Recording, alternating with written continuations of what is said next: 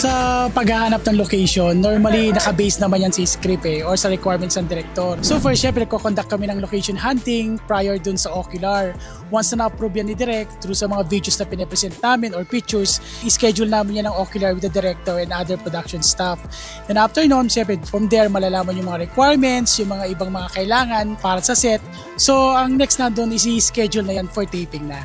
Maghahanda unang-una, binibigay ni Direk CM sa amin yung mga idea, yung mga gusto niyang mangyari sa eksena. Pangalawa, pupuntahan namin yung location kung saan kukunan yung eksenang to para ma-visualize namin yung buong lugar, kung paano yung simulation ng buong action.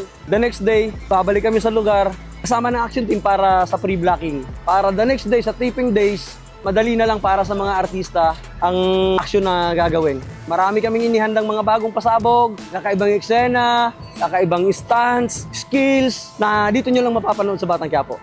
Yung unang-unang preparation dito para sa itong malaking action scene ay kailangan planuhin ng mabuti. Nag-pre-rehearse na kami sa location mismo since na maraming mga components at saka mga moving parts na kailangan i-consider like mga special effects, crowd, mga heavy duty na mga equipments. We need to prepare that para na makuha natin yung highlight ni Tanggol na action sa gitna ng lahat ng to na nangyayari.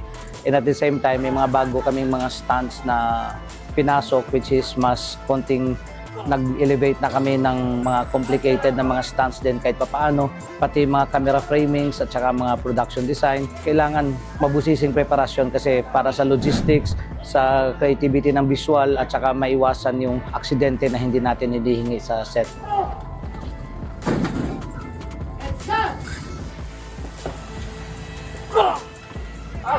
Yung expectations dito ngayon ng mga audience sa eksena na to is yung isa sa mga pinakamalaking eksena na magagawa dito sa Batang Quiapo. Yung mga panibagong action scene ni Tanggol.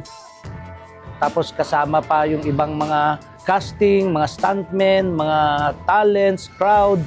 Kasi nga ang location namin is port. So lahat yun, makikita nila kung paano i-utilize at i-execute ang isang eksena gamit ang mga equipment dito sa loob ng port. So lahat ng to nasa vision to ni Direk Coco Martin and ine-execute lang po namin ni Direk Darnell. Ang maganda dito kasi 2 units ang nagtrabaho para sa malaki na stand. So maganda na natutupad yung mga vision ni Direk CM.